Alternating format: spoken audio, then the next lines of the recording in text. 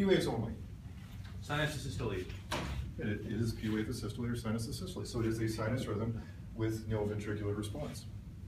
But it is still sinus. Because so of technically this is a sinus rhythm with a third degree AV block with no escape rhythm. This is a third degree block. Right? So if I add something to it, a QRS and a T wave, so now this is a sinus rhythm. The width of the QRS is completely irrelevant. Oh. It is still sinus rhythm because I can have a sinus rhythm that looks like that. It's a wide QRS. Is it still sinus rhythm? Yes. Why? P. And a P wave. The fact that there is a longer QRS, well, there's something wrong with the AV node. It's probably a bundle branch block or something like that. So if there's no P wave, then it can't be sinus. It has to be something else. What if the P wave is upside down? Functional. It is junctional. Is it possible to have this? Still junctional. This is junctional. No ventricular, so it's an asystole. Can junctional ever go up? Not Or up. they're always down? Sinus. Always. It can go, well, that's not 100% true. It can kind of go up. The QRS. It can be like this. So there's no PR interval, because when we look at it, if it starts in the junction, it has to go this way and this way, starting in the junction, yeah? So if it's this way and this way, it's going to always be reversed. So that's the retrograde contraction, right? Yes, yes. But it can be in or after. Yeah, but it's always going to be a shortened PRI, and it's going to be negative or absent, because it could be buried, but it's always negative. The P wave is always negative in junction. But sometimes you can't see it because it's buried in the QRS. To be ventricular, no P wave at all, or it can have a P wave, but it's going to be after the QRS and always again inverted. But the difference between a junctional is the width of the QRS. So that is a P wave, right? And this is junctional.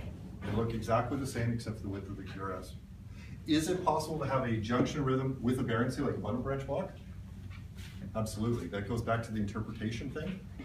But for you guys, we're always going to fall back to the most likely ventricular. Ventricular beats are always wide with no evidence of P wave. It's a simple, simple, simple conduction rules. What is the length of the QRS? The width of the QRS determines how quickly the energy is going through the ventricles. Okay. So if it takes more time to go through the ventricles, like a toxicity or a bundle branch, it'll delay conduction time, it'll delay the QRS. So this, okay. It slows it down. So if you have a ventricular beat and it starts over here, it's going to take a lot longer to get through the muscle as opposed to conductive pathways. Right. Widens the QRS out. Okay. So a wider one means it's slow, obviously. A wider QRS means it's a slower conduction. And the slower conduction could be, as again, toxicity, could be a bundle branch blocks, or it could be a ventricular beat that's going through the muscle instead of conductive pathways. Yeah, and really it's just about layering. Start with the P wave as it inverted, look at the QRS, and that'll give you some basic understanding. Are we dealing with one of those three rhythms? And then you can add in the blocks and all the rest of that stuff. Just figure, narrow it down to what level. Let's get the basic rhythm first. Yeah, sinus, junctional, or ventricular. And then you can build on the rest of the stuff. On ventricular, you don't have a P wave. Yeah. The trickiest ones that I've found personally to get a hand is the premature complexes, right? So you get the sinus rhythm, and then all of a sudden you get this, and then you get this, whoops, and we got a P wave. And you get a delay, and then back to the sinus rhythm. And you go, well, why do you have this gap in here? This is a PAC. It's atrial because they have but you see there's no PR interval. It's really tight up. And it's early because it should have been landed here. So it's premature, it's atrial. And then you have a delayed or a compensatory pause. So if you can wrap your head around PACs, gold. AFib is pretty easy. A flutter is pretty easy because that's all the Yeah. sawtooth, but it's the premature complexes and understanding the three basic rhythms. You get those, you're gold. So it's broken down into sinus, junctional, ventricular, and then the flux. So there's kind of 4 categories. Yeah, and then you throw in your premature And- complexes and, yeah, and you just kind of build them up. Okay? All Awesome. right, you guys got it. Thanks, Mike.